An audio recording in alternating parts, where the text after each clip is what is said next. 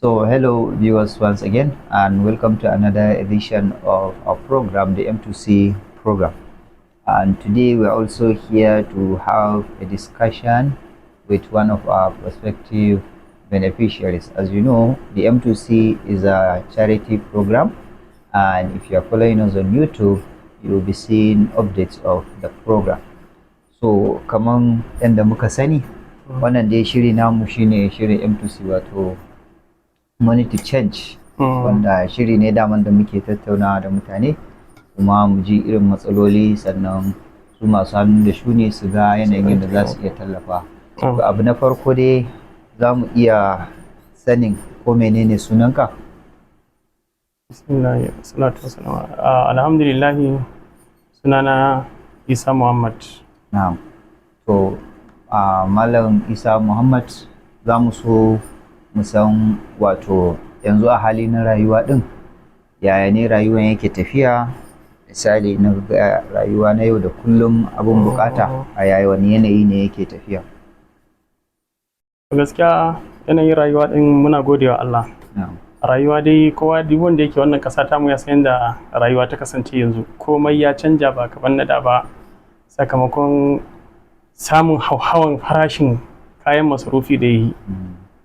To muna dai lallabawa dai ana dan samu ana dan tuttura rayuwa a hakan nan, sai mu gode wa Allah kawai. So kamar yadda ka yi maganan wannan hauhawan farashi, shin yanzu akwai sana'a ne wanda kake takamamme?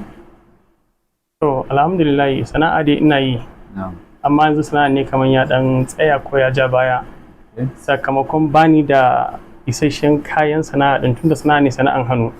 Tailoring nake yi, ina dinki ne hakan nan, kuma bayan ina karban na mutane ina dinkawa. Lokacin da dan jari a hannu zan iya dinka wani abu wanda zan sayar, wanda ko mutane ba su ka dinkin su ba dai ina iya dinka wasu abin da ya shafi irin kayan sawa, su hijabai, su ina dinkawa duka ina sayarwa.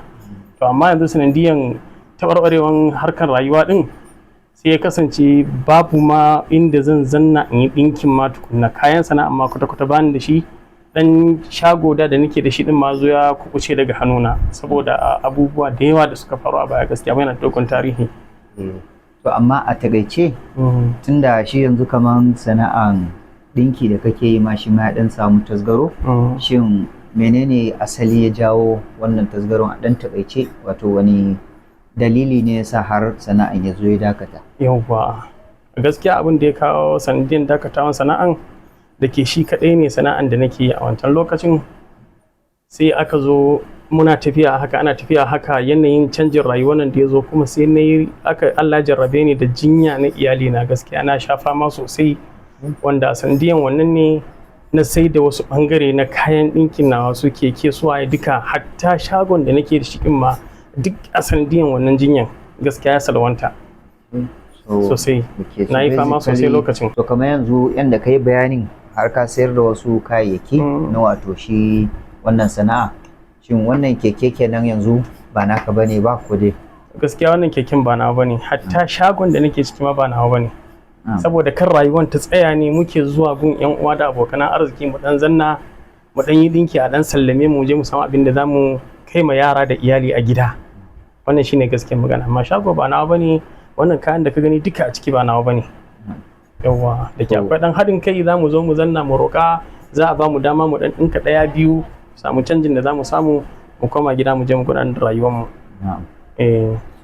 Sannan to kamar da yadda ka yi bayani dai har yanzu, so shin kamar misali in za a dan tallafa a dan tado da wannan sana'a naka da dan kwanta, duk da bai gama kwanciya ba, kamar misali kana ga in aka tado da shi din, ko kuma wani abu ne wanda in an yi zai taimaka ko zai tallafa wajen tada sana'an har ya zama ma'ana ka zama mutumin kanka, ya zama har kila akai matakin da zaka iya yawa samun shago na kanka da kuma sauransu.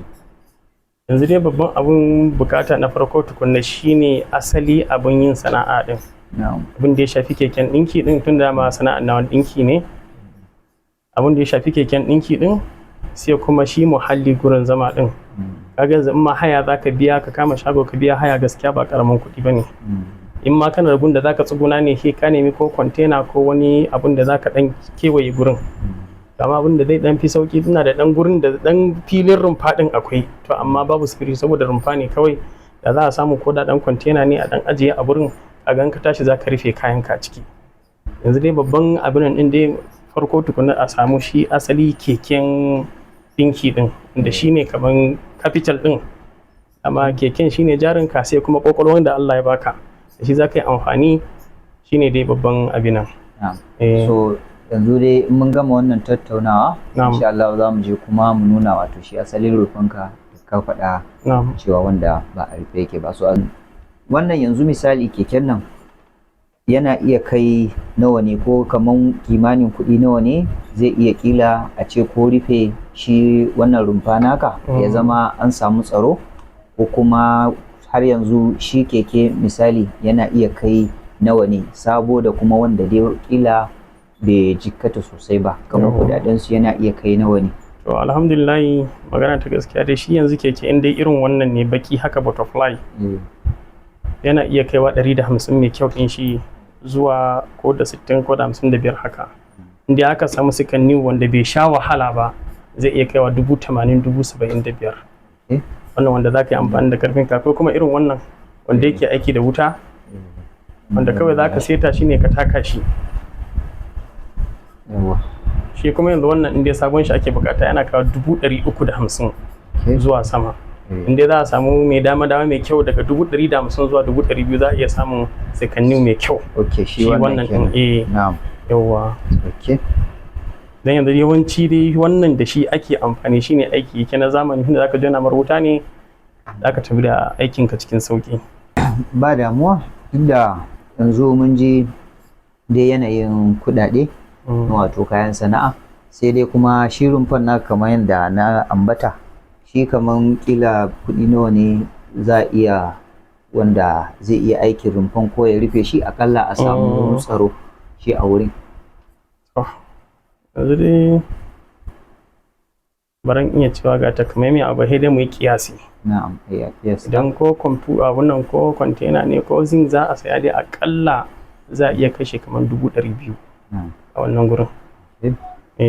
So da muka yi bayani wannan tattaunawa ma za mu aika wa masu hannu da shuni da bayanan wannan lissafin abubuwan, to su abin da suka gani kuma suka gamsu da shi, suka ga cewa su bayarwa lokacin da suka bayar, kuma da izinin Allah za mu zo mu isar da shi kuma za mu nuna shi. Sai dai fatan mu Allah kuma ya sa mu dace. So we'll see you in our next edition. Basically, as mentioned, this he's just managing in this shop, but it isn't actually his shop. So we are currently headed to his shelter that he mentioned, and we are going to show it. So as mentioned, we are currently arriving at the shelter which he actually mentioned, and as we can see here, this is the shelter which he talked about. So if you can see, the back is actually open and some of the side as well, and you can see the front as well is also open. So if he brings any of his business materials here, they might actually get stolen. And as he mentioned, what will cost to actually cover up this shelter and make it a bit secure will be nothing less than about 200,000 in Naira. So thank you very much, and we'll see you in our next edition. Thank you.